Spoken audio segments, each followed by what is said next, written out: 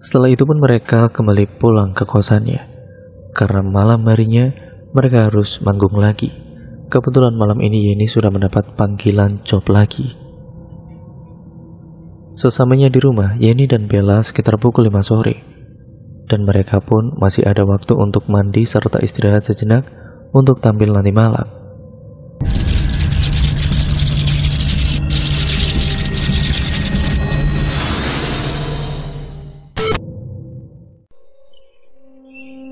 Cerita ini dialami oleh seorang perempuan yang bernama, kita sebut saja namanya Yeni. Awal mulanya Yeni masih duduk di kelas 3 SMK, dan sebentar lagi Yeni akan mengikuti ujian sekolah. Yeni ini meskipun belum lulus sekolah, akan tetapi dia sudah memikirkan nantinya setelah lulus sekolah.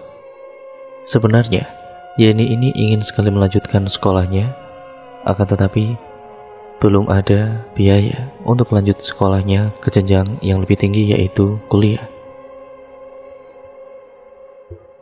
Sedangkan kedua orang tuanya hidupnya sederhana saja, dan kedua orang tuanya harus menanggung biaya sekolah untuk kedua adiknya yang duduk di bangku SMP dan yang terakhir duduk di bangku sekolah dasar atau SD. Jadi mau tidak mau, Yeni juga harus ikut membantu perekonomian kedua orang tuanya dan membantu biaya adiknya bersekolah. Untuk saat ini Yeni masih fokus sekolah dan belajar karena bulan depan Yeni akan melangsungkan ujian sekolahnya. Saat itu Yeni menjadi lebih rajin belajar karena dia ingin lulus. Singkat ceritanya, hari di mana Yeni melaksanakan ujian sekolahnya bersama teman seangkatannya. Ujiannya berlangsung dengan lancar. Setelah ujian sekolah sudah selesai, semua siswa bersorak gembira dan semuanya mengadakan acara konvoi serta coret-coret baju dengan pilok. Banyak juga yang menulis tanda tangan di baju Yeni, katanya sih sebagai tanda kenang-kenangan sekolahnya. Saat itu Yeni termenung sejenak dan dihampiri oleh temannya. "Woi, ngelamun aja lo Yen, kenapa?" teriak Bella. Bella, kenapa Bel? "Lo yang kenapa ngelamun gitu? Banyak pikiran lo ya?" tanya Bella. Yeni juga pada kala itu hanya bisa terdiam, tidak menjawab pertanyaan dari Bella. "Ya elah, ditanya malah bengong. Kesurupan nanti lo," kata Bella. "Iya nih, gue pusing. Nanti setelah lulus mau kemana?" ucap Yeni. "Udah tenang aja." "Tenang gimana? Lo ikut kerja sama gue aja nanti. Jadi biduan maksud lo?" Bella ini meskipun masih bersekolah, dia disambi dengan bekerja. Karena Bella kebetulan memiliki suara yang bagus dan juga merdu. Dari panggung ke panggung, Bella ditawari job kesana kemari. Dan sampai saat ini, Bella memiliki uang yang banyak dan bisa membantu kedua orang tuanya dari hasil memanggungnya. Bella juga sudah dikenal di berbagai kalangan masyarakat. Bella juga biaya sekolahnya menggunakan uangnya sendiri. "Gimana? Lo kan juga punya suara yang merdu," ucap Bella. "Nanti gue pikir-pikir dulu deh," jawabnya ini. Mereka menghentikan obrolannya karena ada teman-temannya yang menghampiri ke arah Yeni dan Bella dengan menyemprotkan pilok ke baju dan juga rok mereka. Hari itu semua merayakan kegembiraannya. Singkat ceritanya, minggu itu ataupun setelah seminggu diadakannya acara coret-coret dan juga konvoi. Semua siswa-siswi kelas 3 SMK itu seluruh guru dan panitia mempersiapkan susunan acara untuk acara pelepasan kelulusan. Acaranya digelar di aula sekolah yang luas dan semua murid berpakaian rapi sesuai yang sudah ditentukan. Siswa laki-laki menggunakan kemeja putih serempak, sedangkan siswi perempuan menggunakan kebaya. Suasana di hari pelepasan itu penuh haru dan tangis. Ada juga kebahagiaan. Di sisi lain mereka sangat sedih karena akan berpisah dengan teman-teman dan juga guru untuk melanjutkan kehidupan mereka masing-masing. Di sisi lain juga mereka merasa bahagia karena mereka semuanya lulus. Setelah acara pelepasan itu selesai dan berjalan dengan lancar, Yeni pulang ke rumahnya dengan menggunakan angkot sendirian. Saat Yeni sedang menunggu angkot datang, tiba-tiba Bella menghampirinya. "Yen, ayo pulang bareng gue," ucap Bella. "Nanti ngerepotin lah. Udah, ayo naik." Akhirnya Yeni pun membonceng di belakang motor Bella. Di tengah-tengah perjalanan mereka sambil saling ngobrol dan juga membicarakan tentang tawaran Bella.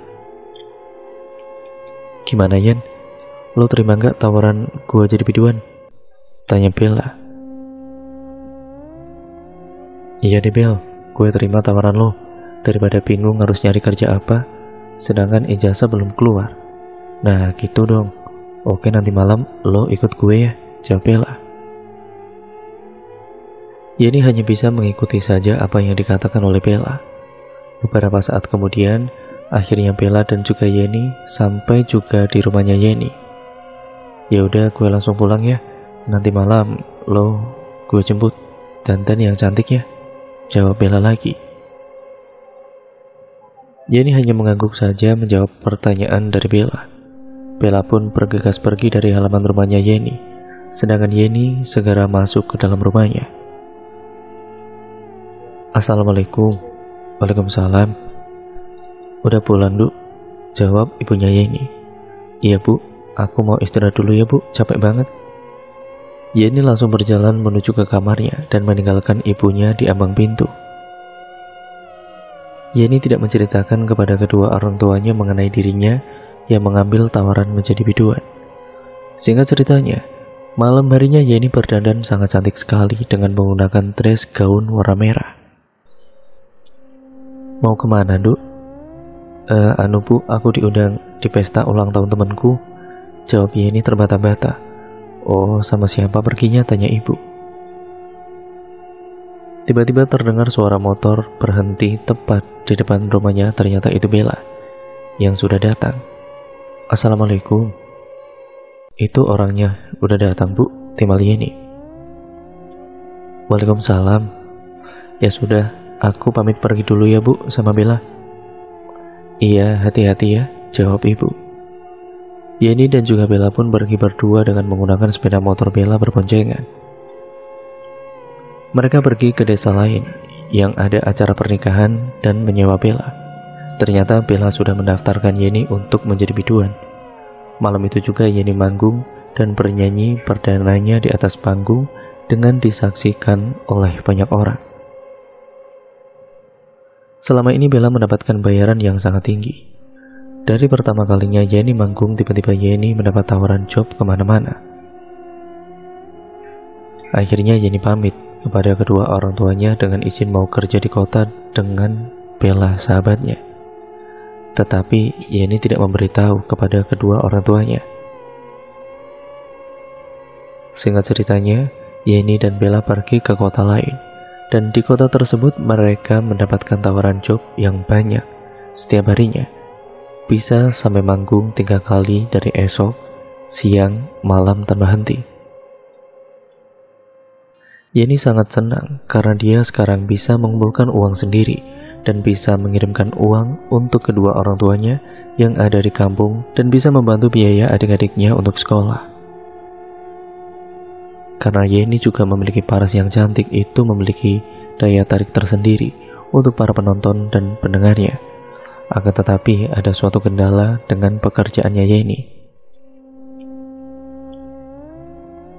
Yeni jadi sepi job sedangkan Bella masih dipanggil ke sana kemari karena banyak pendatang baru yang suaranya lebih merdu dan juga parasnya lebih cantik dari Yeni. Jadi mungkin itu penyebabnya Yeni jadi sepi jobnya. Kebetulan Yeni dan juga Bella ini ngekos bareng saat Bella libur. Yeni mengeluh kepada Bella, "Bel, akhir-akhir ini kok gue gak dapat job lagi ya? Padahal uang gue tinggal sedikit dan harus transfer lagi ke rumah di kampung," keluh Yeni. "Kok lo bisa rame job terus ya?" tambah Yeni, dan ternyata di balik semua ada rahasia yang disimpan oleh Bella. Lo mau kayak gue? Kalau mau nanti gue kasih tahu caranya, jawab Bella. Gimana caranya, Bel? Gue selama ini pasang susuk penglaris. Ah, yang bener aja lo, jawab Yeni dengan kaget. Iya, kalau mau besok gue antar deh ke tempat praktisi spiritual langganan gue, jawabnya. Tapi kan pasti mahal, gue gak punya uang, ucap Yeni. Udah lo tenang aja, pakai duit gue dulu, jawab Bella. Keesokan harinya, Bella dan juga Yeni pergi ke tempat praktisi spiritual langganannya Bella. Perjalanan menuju ke rumahnya cukup jauh, menempuh jarak sekitar 2 jaman. Sesampainya di rumah praktisi tersebut, sebut saja namanya Mbah Kuncoro. Mereka berdua mengetuk pintu rumahnya yang masih tertutup. Assalamualaikum, ucap mereka. Mbah Kuncoro pun datang membukakan pintunya. Waalaikumsalam, silakan masuk, ucap Mbah Kuncoro. Mereka berdua pun akhirnya masuk dan duduk di kursi ruang tamunya. Sedangkan Mbah Kuncoro masuk ke dalam rumahnya. Ternyata Mbah Kuncoro membuatkan hidangan untuk mereka berdua. 2 cangkir minuman dan pisang goreng yang masih panas. Saya sudah tahu maksud kalian datang ke sini, ucap Mbah Kuncoro, membuat Yeni dan Bella tercengang. Kenapa Mbah Kuncoro bisa tahu? Berarti memang ilmunya sangat hebat. Iya Mbah, ini teman saya mau pasang susuk juga kayak saya. Bisa kan Mbah? Bisa sekali. Mau susuk apa? Sebuah hafalan saja, tanya Mbah Kuncoro pada Yeni. Yeni pun berpikir dengan keras. Kalau dia menggunakan hafalan pasti harus menghafalnya terlebih dahulu dan pasti lebih lama. Jadi Yeni akhirnya memilih untuk dipasang susuk saja. Saya pilih susuk saja Mbah biar cepat. Ya sudah kalau gitu, jawab Mbah Kuncoro. Mbah Kuncoro pun masuk ke dalam untuk melakukan ritual dengan merapalkan mantra-mantra di depan sesajen, seperti kemenyan, kembang 7 rupa, buah-buahan, dan lain sebagainya. Beberapa saat kemudian, Mbah Kuncoro pun datang menghampiri Yeni dan Bella. Yeni pun disuruh mendekat ke arah Mbah Kuncoro untuk memasangkan susuk di bagian samping bibirnya.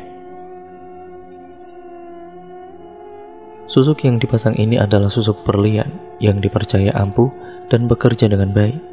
Susuk yang dipasangkan pada tubuhnya Bella juga sama, yaitu di samping bibirnya.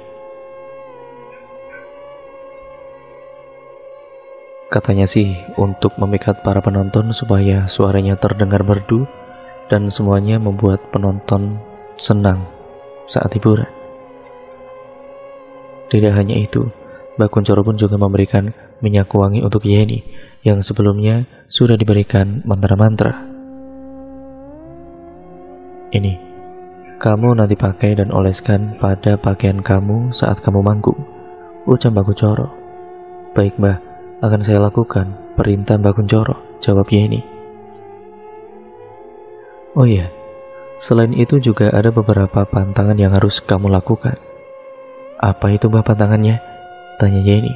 Pantangannya yang harus kamu hindari yaitu jangan memakan buah-buahan seperti pisang emas dan jangan memakan sate, ucap Mbah Kuncoro. Baik Mbah, akan saya lakukan pantangan-pantangan ini. Kalau gitu, kami permisi dulu ya Mbah, ucap Yeni dan Bella. Mereka pun memberikan mahar kepada Mbah Kuncoro dengan uang yang nominalnya cukup besar. Setelah itu pun mereka kembali pulang ke kosannya. Karena malam harinya mereka harus manggung lagi. Kebetulan malam ini Yeni sudah mendapat panggilan job lagi. Sesampainya di rumah, Yeni dan Bella sekitar pukul 5 sore.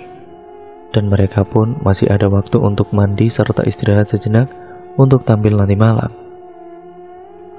Singkat ceritanya, malam harinya mereka berdua berangkat ke tempat acara tersebut dengan menggunakan motornya. Tepatnya lumayan jauh dari kosan mereka, dan malam itu juga Yeni akan membuktikan cara kerjanya susuk pemikat tersebut.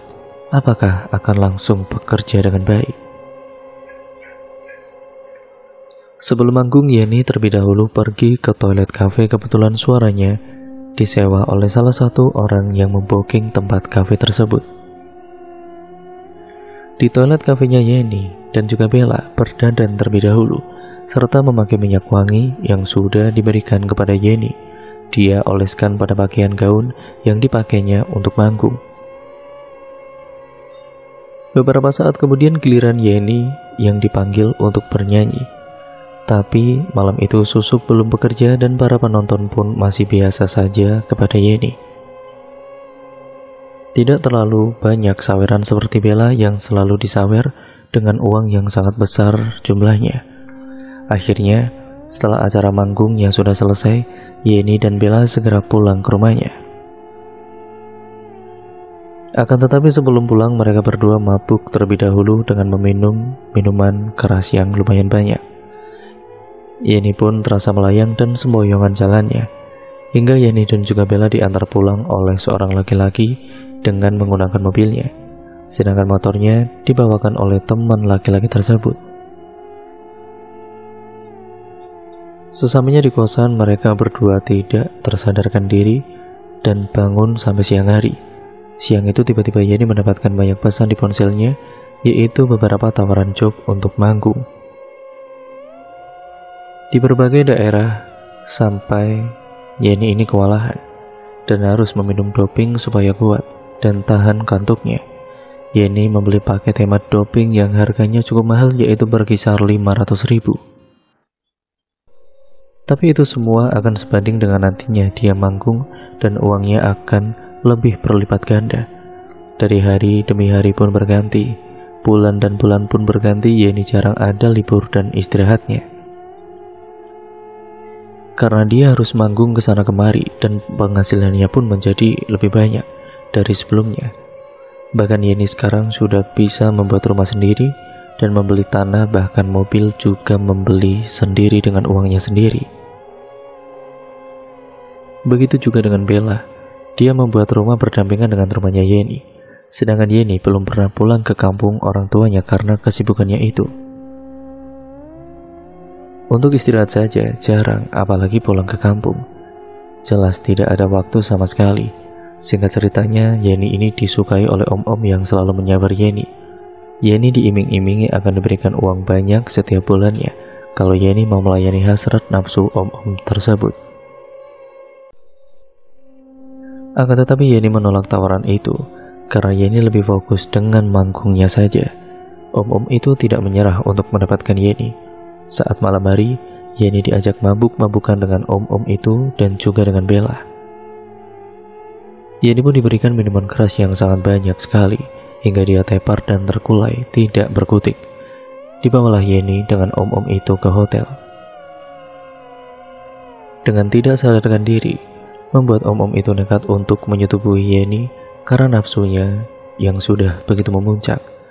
Yeni pun tidak sadar kalau dirinya tengah disetubuhi oleh om-om tersebut. Yeni tersadar ketika esok paginya, dia terperanjat kaget melihat dirinya berada di hotel dan di sampingnya ada om-om dalam keadaan keduanya bukil tanpa busana, ataupun tanpa menggunakan selai kain pun yang menempel di tubuhnya. "Om habis ngapain saya?" ucap Yeni. Om-om itu pun hanya tersenyum puas kepada Yeni. Yeni segera menggunakan pakaiannya dan segera pergi dari situ. Namun sebelum pergi, om itu memberikan uang yang jumlahnya sangat banyak. Yeni pun menerimanya uang itu.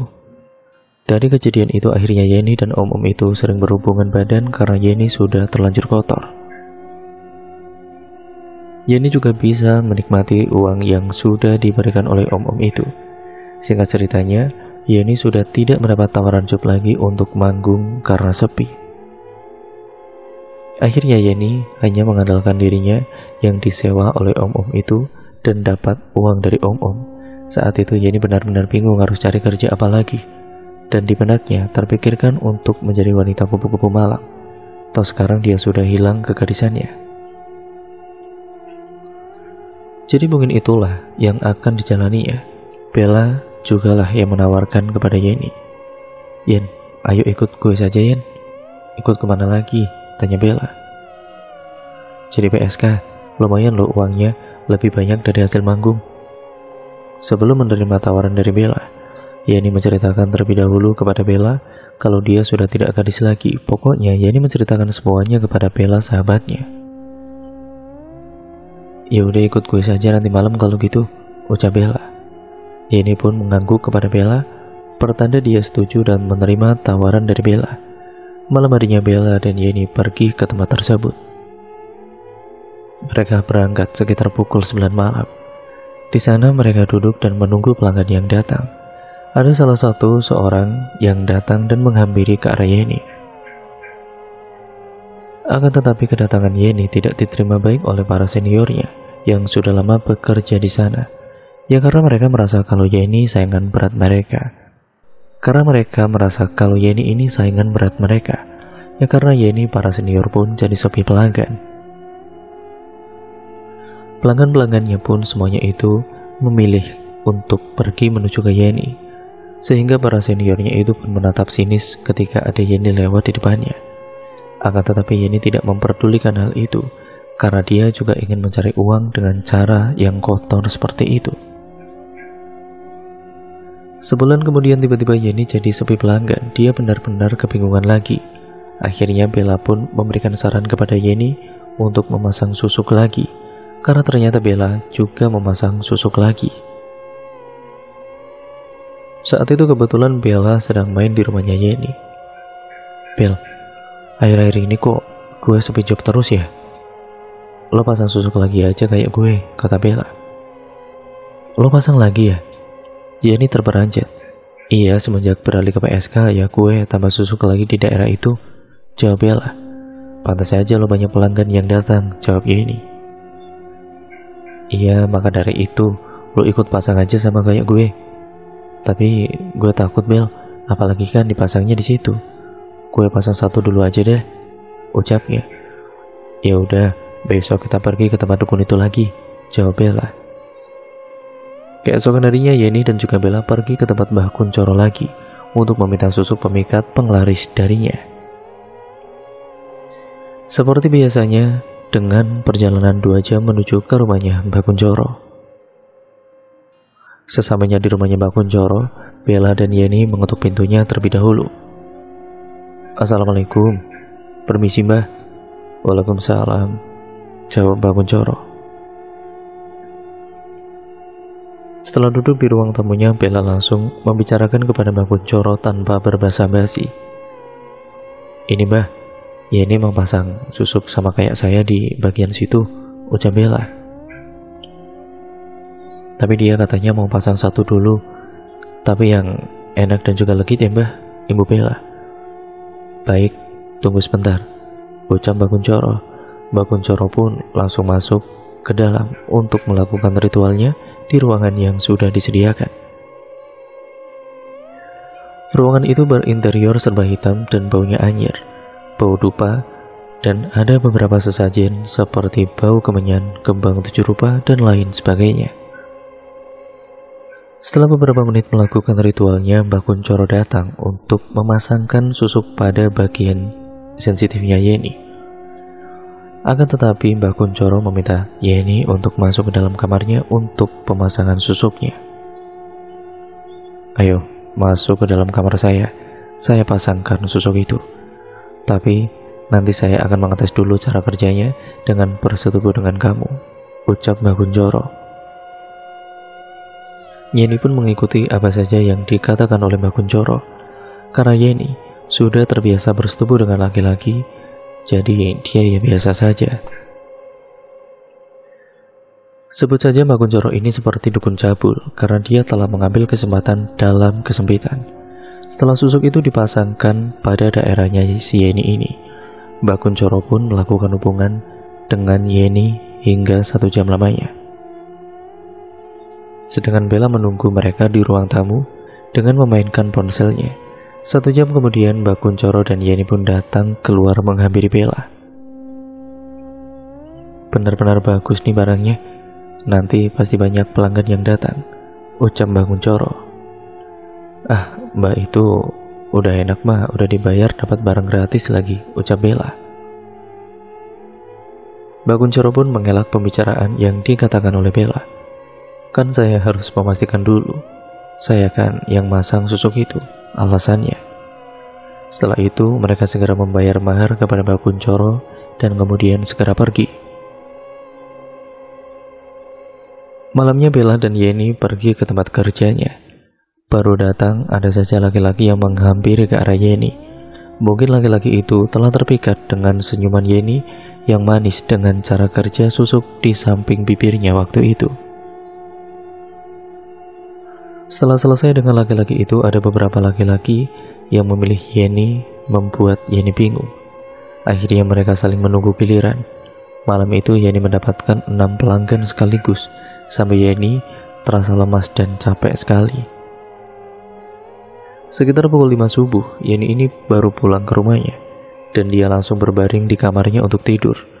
Bella dan Yeni ini pun seperti kelelawar, karena setiap malamnya terbangun dan paginya untuk tidur. Hingga suatu ketika saat Yeni sedang bekerja untuk banyak laki-laki yang menjadi langganan Yeni itu, selalu datang menghampiri Yeni karena ketagihan dan ingin terus bersama dengan Yeni. Sampai para seniornya yang lain pun itu kesal karena mereka tidak ada yang mendekati dan sepi pelanggan. Para lelaki hidung belang itu pun sampai taruhan dengan harga yang jauh lebih tinggi. Siapa yang berani bayar lebih mahal, dialah yang akan lebih dulu dengan Yeni.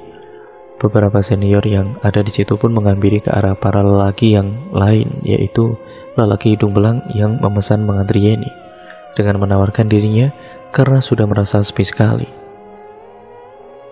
"Mas, udah sama saya aja mas. Apa sih bedanya? Sama-sama enak kan?" ucapnya. "Gak mau ah, ini lebih enak dan gak ada tandingannya," jawab lelaki hidung belang itu. Salah satu dari lelaki hidung belang itu pun tidak mau menerima jasa PSK lainnya. Singkat ceritanya, ada salah satu pelanggan laki-laki hidung belang itu sempat marah kepada Yeni karena Yeni tidak mau nambah sesuai dengan uang yang sudah dibayarkan. Tapi laki-laki itu maksa, padahal masih banyak pelanggan yang lain yang sudah mengantri giliran. Saat setelah selesai dari kerjanya, laki-laki yang maksa Yeni itu pun meminta untuk meminum bersama. Namun karena Yeni sudah terlanjur kesal dengannya, Yeni pun memberikan racun pada minuman laki-laki itu.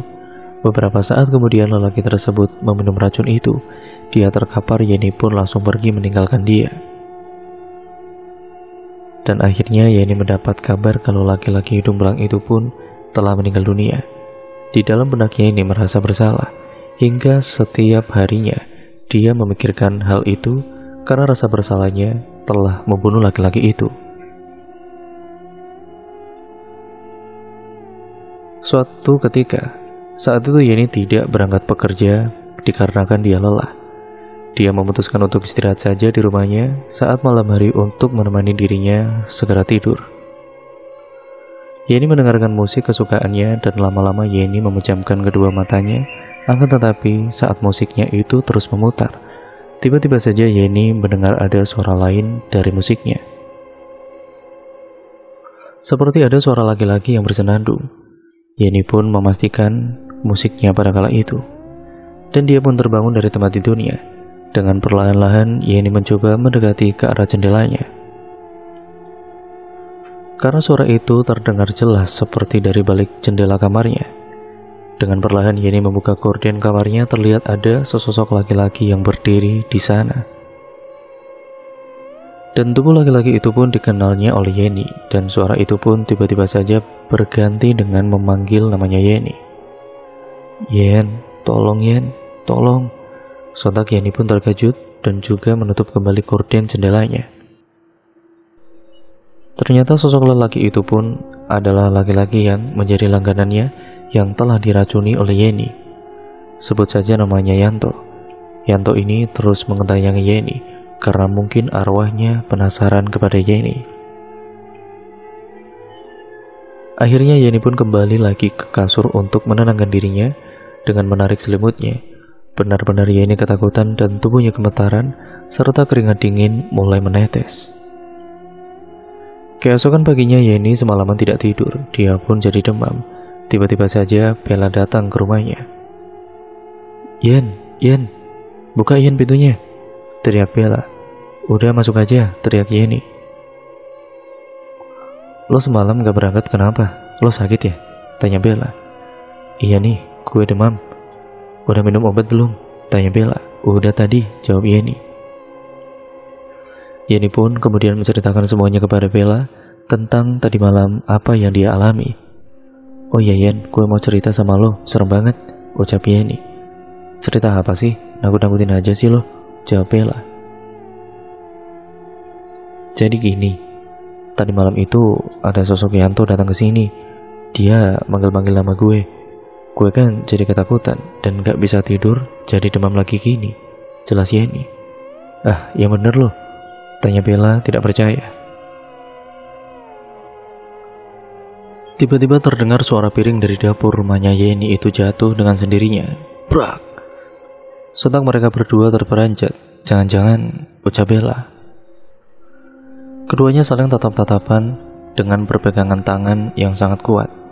Yeni dan juga Bella pun menghampiri ke arah dapur untuk melihat apa yang sebenarnya terjadi di situ. Saat melihat ke dapur, benar ada sosok Yanto dengan wajah pucat pasi dan juga muka datar, menghadap ke arah keduanya seperti dendam. Wah, sontak keduanya teriak dan lari ketakutan keluar dari dapur. Mereka benar-benar merinding dan tubuhnya gemetaran, keringat membasahi tubuhnya. Yeni pun akhirnya memutuskan untuk pergi menginap di rumahnya Bella karena dia takut nanti malam akan diteror lagi oleh Yanto. Malam harinya mereka berdua memasang masker wajah, pokoknya merawat wajah lah. Saat sedang memakai masker dan memutar musiknya, tiba-tiba mereka mendengar suara ketukan pintu dari balik pintu kamarnya sebanyak 3 kali. Sontaknya mereka terkejut. Padahal kan di rumah Bella mereka tinggal berdua saja. Lagi pula, tadi pintu depan rumahnya sudah ditutup dengan rapat dan sudah dikunci juga. Tetapi kenapa ada orang yang masuk? Saat mereka perlahan menuju ke arah pintu untuk membuka pintunya, seketika langkah mereka berdua terhenti karena ketukan pintu itu sudah menghilang dan berubah menjadi suara laki-laki yang memanggil-manggil namanya Yeni. Yeni, sini Yen, Yeni. Sontak Yeni gemetaran dan juga ketakutan. Langkah mereka berdua pun mundur secara perlahan karena Yeni tahu kalau itu adalah suara arwah dari Yanto yang waktu itu telah diracuni oleh Yeni. Mereka berdua pun langsung terperanjat ke atas kasur dan segera menarik selimutnya untuk mengusir suara itu dari telinganya. Sampai akhirnya mereka berdua tidak mencuci masker mereka terlebih dahulu yang telah melekat di wajahnya. Akan tetapi mereka malah tertidur dengan masker wajah yang menempel dan tidak dibersihkan hingga pagi. Paginya Yeni kemudian ke rumahnya untuk istirahat karena dia benar-benar merasa lemas tubuhnya dan sudah 3 hari ini dia tidak masuk. Malam harinya Yeni dan juga Bella pun mulai masuk kembali bekerja karena para pelanggannya itu selama Yeni tidak masuk mencari-cari keberadaan Yeni. Malam ini Yeni sudah mendingan dan mulai bekerja kembali melayani pelanggannya. Saat sedang di toilet kamar hotel tersebut, tempat yang biasa dipakai Yeni dengan berbagai pelanggannya ketika sedang mengeringkan rambutnya yang basah karena sampoan. Di kaca toiletnya itu, tiba-tiba saja tepat di kacanya ada sosok Yanto menghadap benar ke hadapan ke arah Yeni. Sontak Yeni terkejut dan melemparkan hair dryernya ke lantai dan berteriak. Sontak pelanggan yang masih ada di dalam kamarnya itu pun kaget. Kenapa Yeni? Tanyanya. Tapi Yeni tidak menceritakan itu semua kepada pelanggannya tersebut. Dari kejadian itu Yeni jadi seperti orang gila. Selalu saja berteriak-teriak sendiri, membuat para pelanggannya itu ilfil dengan Yeni. Dan satu persatu pelanggannya itu pun kabur tidak menyewa jasa Yeni lagi. Singkat ceritanya Yeni pun jatuh sakit. dia merasa sangat teramat sakit pada vaginanya. Jalannya pun tidak seperti biasanya. Tidak hanya, mohon maaf, vaginanya, tetapi Yeni merasa sakit pada perutnya dan terasa seperti kram dan seperti diremas-remas dengan keras sekali. Yeni terus merintih kesakitan. Bella, temannya yang mendengar teriakan kesakitannya pun yang sampai ke rumah Bella. Bella akhirnya mendatangi ke rumah Yeni. "Yen, lo kenapa Yen?" tanya Bella. "Sakit sekali Bel." "Ya sudah, kita ke rumah sakit ya," ucap Bella. Yeni pun akhirnya diantar oleh Bella menuju ke rumah sakit untuk dicek sebenarnya Yeni ini menderita sakit apa. Sesamanya di rumah sakit, Yeni pun langsung diperiksa oleh dokter tentang sakitnya itu. Yeni sampai harus di ronsen, dan saat hasil ronsennya itu keluar, kata dokter, Yeni menderita penyakit kanker serviks. Yeni benar-benar terkejut mendengarnya. Akhirnya Yeni berhenti bekerja sebagai PSK itu. Dia fokus pada penyembuhan penyakitnya itu, yaitu kanker serviksnya itu. Karena dia harus tiap bulan menjalani kemoterapi. Singkat ceritanya, saat malam hari Yeni merasakan ada rasa nikmat dan geli pada vaginanya. Saat Yeni sedang berbaring di kasur, karena penasaran, akhirnya Yeni dengan perlahan-lahan melihat ke arah bawah selangkangannya. Dan ternyata, betapa terkejutnya Yeni saat ada sosok genderuwo hitam besar berbulu sedang menjilati daerahnya itu. Akhirnya Yeni pun baru ingat dengan apa yang dikatakan oleh Mbah Kuncoro waktu itu. Kalau nanti suatu ketika sosok genderuwo pemilik susuk ini akan datang dan menampakkan dirinya, akhirnya Yeni pun hanya bisa pasrah melayani genderuwo itu. Yeni juga menikmati permainan dari sosok genderuwo tersebut. Akan tetapi rasa sakit pada perutnya itu Yeni rasakan teramat sangat. Ternyata tangan genderuwo itu sedang meremas-remas perutnya Yeni. Dari kejadian itu akhirnya Yeni melakukan hubungan dengan sosok genderuwo itu setiap malamnya. Singkat ceritanya, Yeni benar-benar tidak bisa berjalan. Bisa cuma susah untuk jalannya, ya karena menahan rasa sakit pada daerah kewanitaannya itu dan juga perutnya. Bahkan dia selalu dibelikan makanan oleh Bella setiap harinya. Bella benar-benar setia kepada Yeni. Dia selalu menerimanya dan dengan baik kepada Yeni, membuat Yeni bersyukur memiliki sahabat seperti Bella. Siang itu Yeni sedang menonton televisi sendirian di rumahnya.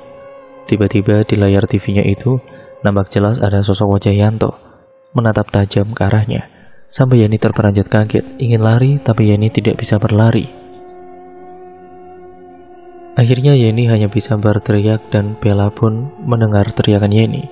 "Tolong, tolong." Bella yang mendengar teriakan Yeni pun akhirnya menghampiri ke arah rumahnya Yeni. "Yen, kamu kenapa Yen?" Karena tidak dibukakan oleh Yeni, akhirnya Bella membuka pintu itu sendiri dan kebetulan pintunya tidak dikunci. Karena tidak dibukakan oleh Yeni, akhirnya Bella membuka pintu itu sendiri. Dan kebetulan pintunya tidak dikunci. "Astagfirullah. Yen, lo kenapa Yen?" "Gue takut Bel, tadi ada arwah Yanto muncul di TV," jawab Yeni. Tapi saat Bella masuk ke dalam rumahnya, sosok Yanto itu sudah pergi menghilang entah kemana. "Udah nggak usah takut, ada gue di sini," ucap Bella. "Tapi gue nggak tenang kalau diginiin terus Bel. Gue benar-benar frustasi nih." "Yaudah, nanti gue cariin ustadz untuk mengusir sosok Yanto itu," ucap Bella. Singkat ceritanya, Bella mencarikan seorang ustadz untuk mengusir sosok Yanto yang selalu saja menghantuinya. Pak ustadz itu pun datang ke rumahnya Yeni bersama dengan Bella. "Assalamualaikum," ucap Bella. "Waalaikumsalam, masuk," teriak Yeni karena memang Yeni untuk berjalan sakit. Dan akhirnya Bella membuka pintu itu sendiri yang tidak dikunci. Pak Ustadz dan juga Bella dipersilakan duduk oleh Yeni. Dan di atas mejanya sudah ada hidangan untuk Pak Ustadz serta Bella. "Silakan diminum dulu Pak Ustadz," ucap Yeni. Pak Ustadz pun meneguk secangkir kopi yang dibuatkan oleh Yeni. "Coba ceritakan awal mulanya bagaimana?" tanya Pak Ustadz. Akhirnya Yeni menceritakan semuanya kepada Pak Ustadz, dari kejadian Yeni memberi racun kepada Yanto sampai diteror sampai sekarang. Tiba-tiba Pak Ustadz langsung merapalkan bacaan-bacaannya untuk mendatangkan sosok Yanto tersebut ke hadapan mereka. Saat Pak Ustadz membacakan doa-doa itu, tiba-tiba saja seketika hembusan angin kencang masuk ke dalam rumahnya. Dan mereka mencium bau anjir darah serta bau kemenyan dan kembang-kembangan yang menyeruak di hidung mereka. Tiba-tiba muncul sebuah asap tebal di hadapan mereka. Asap tebal itu pun mulai berubah wujudnya menjadi sosok Yanto. Wajahnya sangat pucat pasi, dengan muka yang datar. Saat itu juga Yeni dan Bella benar-benar gemetaran melihat sosok Yanto itu. Tubuhnya pun merinding, bulu kuduknya pun berdiri di buatnya. Pak Ustadz pun berhenti membacakan doa dan menanyakan kepada sosok Yanto itu, "Kamu kenapa meneror Yeni?" tanya Pak Ustadz. "Saya tidak tenang. Saya ingin balas dendam," ucapnya. "Tidak baik balas dendam, lebih baik maafkan dia." "Tapi dia belum minta maaf kepada saya," jawabnya. Pak Ustadz pun berbicara kepada Yeni, agar Yeni ini bisa meminta maaf kepada Yanto. "Mbak Yeni, dia ingin Mbak minta maaf kepadanya. Insya Allah, nanti dia tidak akan mengganggu Mbak lagi," ucap Pak Ustadz. Karena merasa bersalah kepada Yanto, akhirnya Yeni meminta maaf kepada Yanto. "Saya minta maaf sama kamu. Kalau selama ini saya berbuat jahat sama kamu, tolong maafin saya dan jangan ganggu saya lagi ya," ucap Yeni. Sosok Yanto pun akhirnya tersenyum dan mengangguk, menandakan bahwa Yanto sudah memaafkan Yeni. Saat itu juga sosok Yanto seketika langsung menghilang ke alamnya dan meninggalkan kepulan asap. Pak Ustadz pun berpamitan kepada Yeni dan diantarkan oleh Bella ke depan rumahnya. Setelah dibacakan doa-doa oleh Pak Ustadz, Yeni sudah tidak mendapatkan lagi teror-teror yang menimpa dirinya. Akan tetapi sakitnya Yeni semakin parah. Ia harus bolak-balik ke rumah sakit untuk menjalani pengobatan kemoterapi yang menghabiskan sebagian besar uangnya yang selama ini ia kumpulkan dari hasil kerja kerasnya. Hingga suatu ketika beberapa hari Yeni dirawat di rumah sakit. Saat itu Yeni meminta kepada Bella untuk menghubungi kedua orang tuanya untuk bisa datang ke sini. "Bel, tolong dong Bel, hubungin orang tua gue. Gue pengen ketemu dengan mereka dan gue mau minta maaf selama ini sudah berbohong sama mereka. Mungkin ini karmanya buat gue," ucap Yeni. "Iya, nanti gue hubungi kedua orang tuamu." Bella pun keluar dari ruangannya Yeni karena mau menelepon kedua orang tuanya Yeni. "Assalamualaikum Bu, ini aku Bu, Bella." "Waalaikumsalam, ada apa nak Bella?" "Ibu tolong kesini Bu, Yeni sakit. Nanti saya kirimkan alamatnya ya Bu." "Yeni sakit? Sakit apa? Kok dia nggak bilang sama ibu?" "Udah ibu kesini saja Bu, nanti biar Yeni yang menjelaskan sendiri."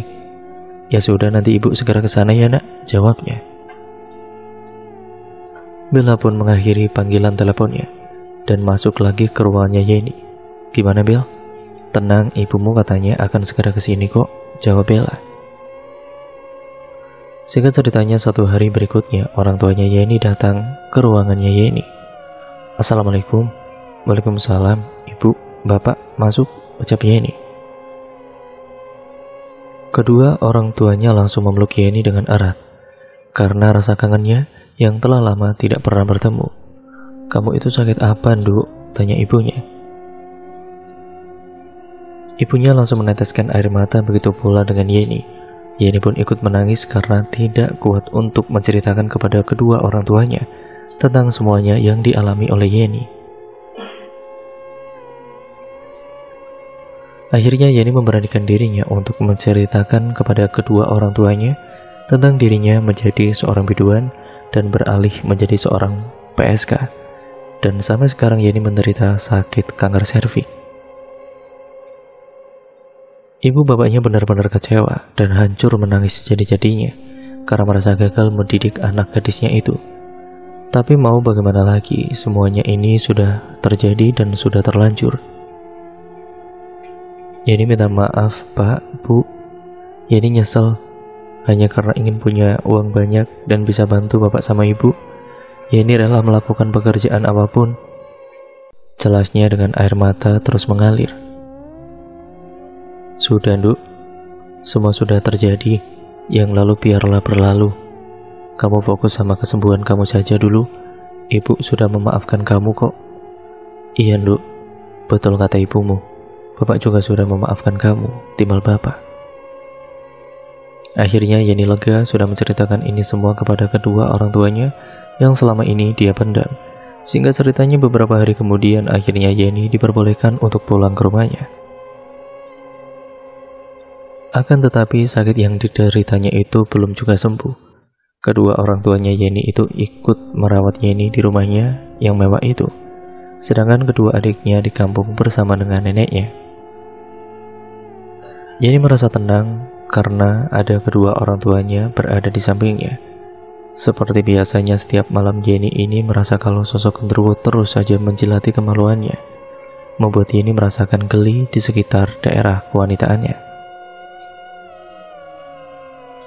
Hingga suatu ketika saat siang hari ada seorang yang meminta sumbangan untuk pembangunan masjid datang ke rumah Yeni. Assalamualaikum, ucap Ari. Hari inilah santri yang meminta sumbangan untuk pembangunan masjid. Waalaikumsalam, ucap Yeni yang pertama kali membukakan pintunya karena dia sekarang sudah bisa berjalan kembali, walaupun masih sedikit kesusahan sedangkan ibunya sedang sibuk memasak di dapur dan bapaknya lagi keluar entah kemana perginya. Astagfirullah, ucap Ari saat melihat Yeni. Ada apa ya, Mas? Ucap Yeni. Ini, Mbak, saya mau meminta sumbangan untuk pembangunan masjid seikhlasnya saja, Mbak. Oh iya, sebentar ya, saya ambilkan uangnya dulu. Yeni pun kembali mengambilkan uang. Setelah ambil uangnya, langsung keluar lagi. Ini, Mas, uangnya. Terima kasih ya, Mbak, jawabnya. Maaf, Mbak, kalau saya lancang. Itu di belakang Mbak ada sosok genderuwo, Mbak, ucap Ari. Ari ini memang memiliki indera keenam dan bisa melihat hal-hal yang tidak kasat mata. Karena Yani memang sudah tahu dia hanya tersenyum kecut ke arahnya Ari. Ari hanya bisa menggeleng-gelengkan kepalanya dan bergegas untuk pergi. Saat beberapa langkah Ari pergi dari rumahnya Yeni, tiba-tiba Yeni terjatuh dan teriak kesakitan. Tolong. Akhirnya Ari pun kembali untuk menolong Yeni. Yeni pun dipapah oleh Ari menuju ke ruang tamu, dan ibunya sontak terkejut menghampiri ke arah Yeni. Ada apa ini, Yeni? Maaf, Bu, ini tadi mbaknya jatuh, ucap Ari. Sakit, Bu, sakit, rintihnya Yeni. Seketika Ari terkejut saat melihat Yeni melebarkan kakinya. Ternyata sosok genderuwo itu sedang menjilati kemaluannya Yeni. Astagfirullah, Mbak, ucap Ari. Kenapa, Mas? Itu, Bu, ada sosok genderuwo sedang menjilati kemaluannya anaknya Ibu, ucap Ari. Astagfirullah, ucap ibunya. Mbak, sebaiknya Mbak jujur sama saya, Mbak. Tidak usah malu. Biar Mbak tidak kesakitan lagi seperti itu. Nanti akan saya bantu, ucap Ari. Akhirnya Yeni pun menceritakan semua tentang dirinya yang telah memasang susuk pada alat kelaminnya. Dan dia menceritakan kalau dia ini sebelumnya seorang PSK. Astagfirullah, Mbak, ucap Ari. Ibunya hanya bisa menangis dan menahan malu. Tolong saya, Mas, saya tidak mau seperti ini terus, ucap Yeni. Kebetulan Ari ini memiliki ilmu yang diberikan oleh pembimbingnya di pesantren. Akhirnya Ari mau memutuskan untuk membantu Mbak Yeni. Ari mulai merapalkan doa-doa untuk melepaskan susuk dan juga mengusir sosok genderuwo menyeramkan tersebut. Saat Ari membacakan doa-doanya, Yeni langsung teriak-teriak kesakitan hingga tubuhnya menggelinjang hebat serta memberontak. "Ah, sakit, ampun, teriak Yeni. Hari ini terus membacakan doa-doanya dengan khusyuk. Dan kemudian beberapa saat kemudian, dari alat kemaluannya Yeni, keluar sebuah cacing besar dan penuh lendir. Akhirnya susuk berlian yang tertancap di kemaluannya Yeni ini pun bisa keluar, beserta dengan susuk yang ada di samping bibirnya. Alhamdulillah Mbak, sudah selesai, dan juga susuknya sudah berhasil keluar. Saya mohon Mbak untuk segera bertobat, ucap Ari. Ini hanya bisa menangis karena merasa tidak pantas untuk bertobat mengingat terlalu banyak dosa-dosanya yang dilakukannya selama ini. Saya malu Mas, saya sudah terlalu banyak dosa, dan apakah Allah mau menerima tobatan saya? Allah SWT malah senang Mbak kalau salah satu hambanya mau bertobat dengan sungguh-sungguh, ucap Ari. Saya mau bertobat Mas, saya mau menjadi lebih baik lagi. Kalau Mbak benar-benar serius mau bertobat, nanti Mbak akan saya antar ke guru pembimbing saya, supaya Mbak diajarkan cara-cara bertobatnya. Singkat ceritanya, Yeni pun diantar oleh Ari ke pesantrennya dan bertemu dengan guru pembimbing. Yeni berbicara dua mata dengan guru tersebut. "Kamu benar-benar sudah yakin ingin bertobat?" tanya guru pembimbing. "Iya Pak Ustadz, saya mau bertobat, saya menyesal dengan semuanya yang saya alami." "Alhamdulillah," ucap Pak Ustadz. Guru pembimbing itu pun dengan telaten membimbing Yeni untuk bertobat dan mengajarkan tata cara berwudu serta sholat fardu dan juga terutama sholat taubat. Bahkan sekarang Yeni sudah berhijab, Masya Allah. Dan atas mukjizat Allah SWT, kanker yang diderita oleh Yeni ini pun sembuh. Sudah dinyatakan oleh dokter dan hasilnya positif, sudah sembuh. Akhirnya sekarang Yeni kembali lagi ke jalan yang benar dan dia dipersunting oleh seorang santri yang juga ada di pesantren tersebut.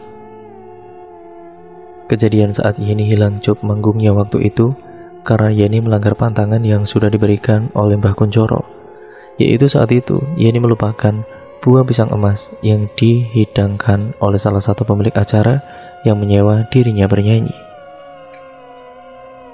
Maka dari itu Yeni itu sepi job dan susuk yang dipakainya perlahan menghilang. Singkat ceritanya, sekarang Yeni hidup bahagia dan sederhana dengan suaminya serta Yeni sudah dikaruniai satu putri yang lucu dan juga cantik. Sedangkan Bella, sahabatnya itu pun dia juga ikut bertobat dan berhenti menjadi wanita kupu-kupu malam. Bella juga sekarang sudah menikah dan sudah dikaruniai anak cewek sama seperti Yeni. Mereka berdua sudah bertobat dan beristiqomah menggunakan hijabnya dan berusaha menjadi ibu serta istri yang baik dan solehah. Dan kita bisa ambil pembelajaran dari cerita ini bahwa carilah rezeki yang halal ya teman-teman, dan jangan pernah meninggalkan ibadahnya, serta jangan pernah berbohong kepada orang tua meski untuk kebaikan, karena kebohongan itu sendiri memang sudah tidak baik. Dan cerita pada akhirnya selesai sampai di sini ya teman-teman. Terima kasih untuk kalian semua yang sudah menyimak video kali ini dan cerita kali ini. Mohon maaf apabila banyak kekurangannya. Jangan lupa untuk tetap terus like, komen, dan share, serta subscribe channel ini untuk kalian yang belum, dan nyalakan tombol lonceng notifikasinya agar kalian tidak ketinggalan video terbaru selanjutnya dari channel ini. Sekian dan terima kasih. Sampai berjumpa di video terbaru selanjutnya. Wassalamualaikum warahmatullahi wabarakatuh.